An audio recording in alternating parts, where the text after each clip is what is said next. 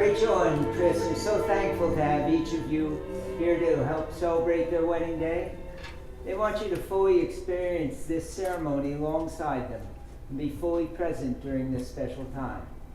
They've hired a wonderful wedding photographer to document this ceremony, and these photographs will be made available to you online. They ask that you relax and enjoy each moment, and please keep your cameras, cell phones, and other recording devices off and away during this ceremony. Thank you.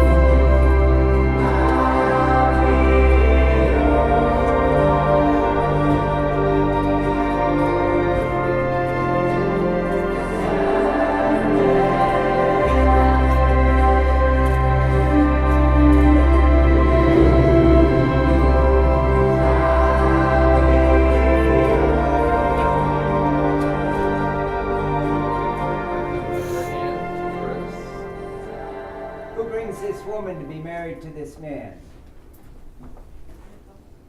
Paul Lindmark. Thank you.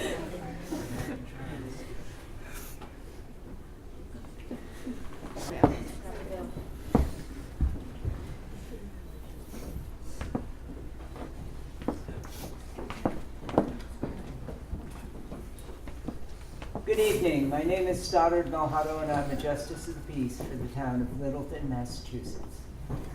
Welcome to this beautiful setting on this beautiful day, and to the ceremony that will unite Rachel and Chris in marriage. We gather together this evening to celebrate their union and honor their commitment to each other. Today, Chris and Rachel proclaim their love to the world, and we rejoice with and for them. In marriage, we give ourselves freely and generously into the hands of the one we love, and by doing so, we receive the love and trust of the other as our most precious gift. But even as that gift is shared by the two who are in love, it also touches the friends and family members who in various ways support and contribute to the relationship. All of you are Rachel and Chris's community. You have played some part in bringing them to this moment, and each of you, by your presence here, is an essential part of their ceremony. As their community, will you offer love, guidance, and support to Rachel and Chris, both in their marriage and in their future together? If so, please answer, we will. We will. Thank you. Chris and Rachel wish to acknowledge those who cannot be with them today, especially Catherine Baucom and Joanne Lindmark, by together lighting a memorial candle.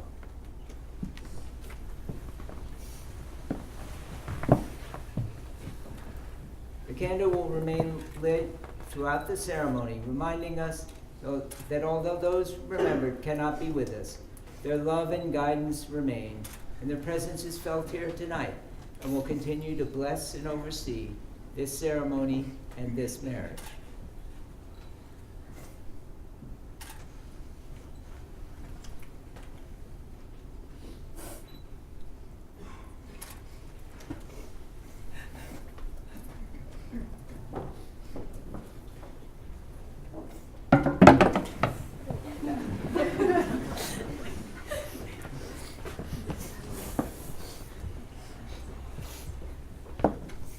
How do we meet our soulmate in this lifetime? On a ski trip to Austria seems a bit improbable. But that is just what happened to Rachel and Chris in April of 2014. There were 6 of them on the trip. Rachel knew only Caroline, but Chris knew everyone except for Rachel. Rachel was nervous, knowing only one person, but Chris went out of his way to meet Rachel in Vienna at the airport. They spent a week together in Austria, skiing with the group in the morning, eating lunch, and then skiing together in the afternoon. On those afternoons, they were able to get to know each other, and on Wednesday, they shared their first kiss, as each felt that something special was happening.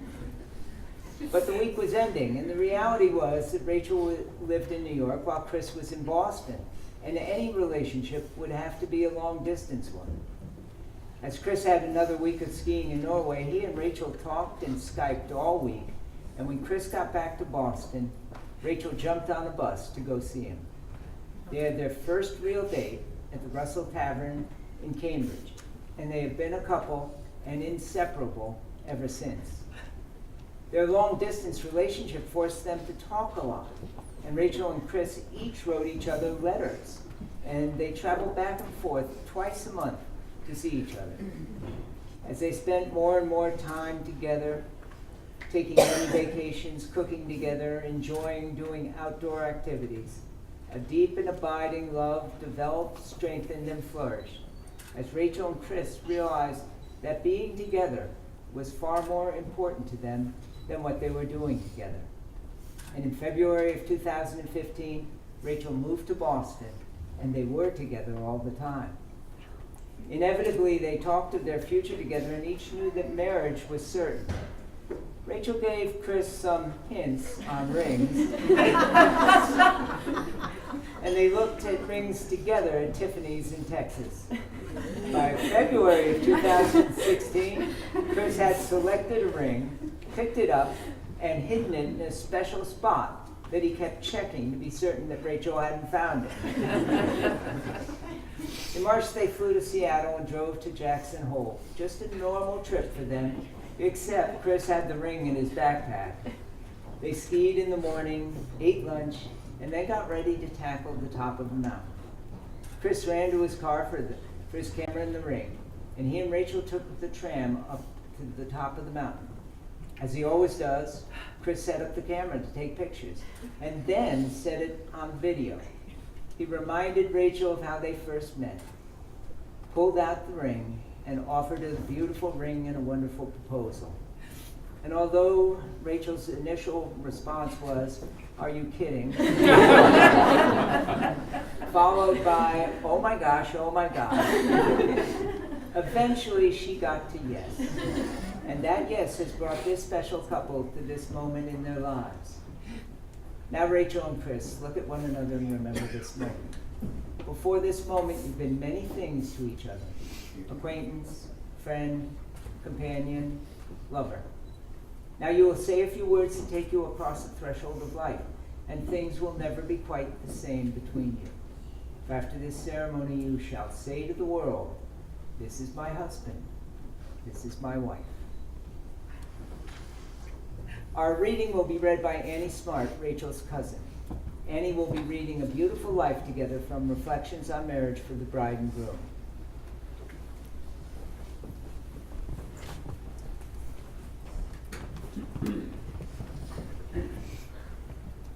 Let love be your shelter. The world is noisy and confusing at times, so make a home that is a haven, a peaceful place where you can listen to your hearts and savor the comfortable closeness you share. No matter how busy your days may be, make time for yourselves. Hold hands, unwind, surprise each other. Find little chances every day to show you're grateful to be partners, to be friends, to be married. Life is not perfect. You will make mistakes, but each time you meet life's challenges together, you will grow wiser, stronger, and surer of your love. Cherish your yesterdays. They are irreplaceable souvenirs of your journey through life. Make memories that will bring smiles and sighs whenever you look back, and look back often. Look forward too. Dream together, plan together. Make promises to keep. Believe in your tomorrows, because tomorrows are what forever is made of.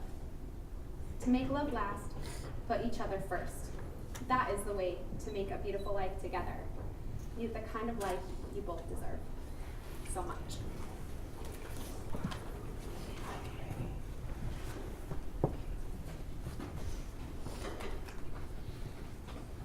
As my wife and I recently celebrated our 47th wedding anniversary, I do have some thoughts on marriage for you. From Instructions for Life in the New Millennium by His Holiness the 14th Dalai Lama. Take into account that great love and great achievements involve great risk, and that a loving atmosphere in your home is the foundation for your life. Be gentle with the earth, be gentle with one another. When disagreements come, remember always to protect the spirit of your union. When you realize you've made a mistake, take immediate steps to correct it. Remember that the best relationship is one in which your love for each other exceeds your need for each other. So love yourselves, love one another, love all that is your life together, and all else will follow. And if I might add my own advice, allow each other room to grow, but never allow each other to grow apart. Continue to be the best friends for each other that you already are, for that friendship will last forever, and nothing is better than when your love is also your best friend. And treasure each and every day that you have with each other, for as Kate Wolf, one of my favorite singers, songwriters, reminds us, the days like flowers bloom and fade, and they do not come again. Rachel and Christopher, in coming together to celebrate your marriage, you're giving an outward expression of your love and personal commitment. You are actively taking into your care and keeping the happiness of your most favorite person in the world. These vows will be made with love. Keep them in joy. Rachel and Christopher, have you come here freely and without reservation to give yourselves to each other in marriage? Yes, we have. Rachel, I love you. You are my best friend. Today I give myself to you in marriage. I promise to encourage you and inspire you. To laugh with you and comfort you. In times of sorrow and struggle. I promise to love you in good times and in bad. When life seems easy and when it seems hard. I promise to cherish you and to always hold you in the highest regard. These things I give to you today in all the days of our lives. Rachel, do you take Christopher to be your husband, to have and to hold from this day forward, for better, for worse, for richer, for poorer, in sickness and in health, and to love and to cherish Christopher forever and always? I do.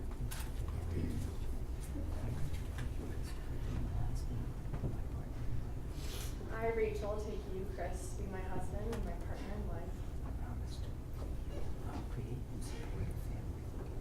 I promise to create and support a family with you. In a household filled with laughter, patience, understanding, and love. I will love you faithfully through the difficult and the easy. What may come, I will always be there. As I have given you my hand to hold, so I give you my life to keep. Christopher, do you take Rachel to be your wife, to have and to hold from this day forward, for better, for worse, for richer, for poorer, in sickness and in health, and to love and to cherish Rachel forever and always? I do. May I have the rings?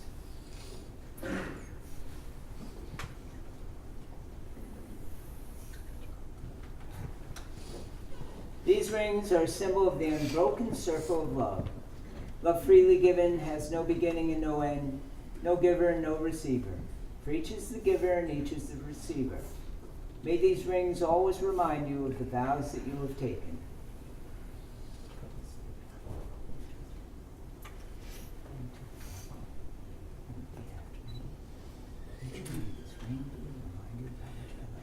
Rachel, may this ring be a reminder of how much I love you. Not only on this day, but every single day, forever and always. You are my life, my love, and my best friend. And with this ring, I give all of myself to you.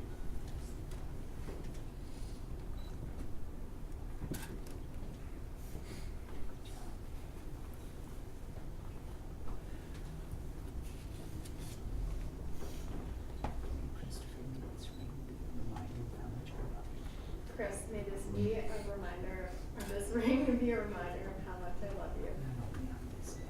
Not only on this day, but every single day, forever and always. You are my life, my love, and my best friend. And with this ring, I give all of myself to you. Wear these rings in health, wear them in joy, wear them in peace, wear them in bliss. Wear them in health because you healed each other. Wear them in joy because you brought happiness to each other. Wear them in peace because you brought serenity into each other's life. Wear them in bliss because you have brought true grace to each other. Blessing of the hands. These are the hands of your partner, young and strong and full of love, holding your hands as you promise to love each other today, tomorrow, and forever. These are the hands that will work alongside yours as together you build your future. These are the hands that will hold you and comfort you in grief and uncertainty. These are the hands that will countless times wipe the tears from your eyes, tears of sorrow and of joy. These are the hands that will hold your family as one. These are the hands that will give you strength. And these are the hands that, even when wrinkled and aged, will still be reaching for yours, still giving you the same unspoken tenderness with just a touch. Rachel and Chris, although I am officiating here tonight, it is not truly in my power to sanctify, legitimize, or bless your relationship in any way, because the two of you have already done that within your hearts. Let it be known that you're joined body and soul in this lifetime, and that this bond is sacred and eternal. And now, that you have stood before me, and have exchanged these vows and these rings, and have agreed to be married according to the laws of the state of New Hampshire, by the power granted to me by the state of New Hampshire, it gives me great pleasure to pronounce that you are husband and wife.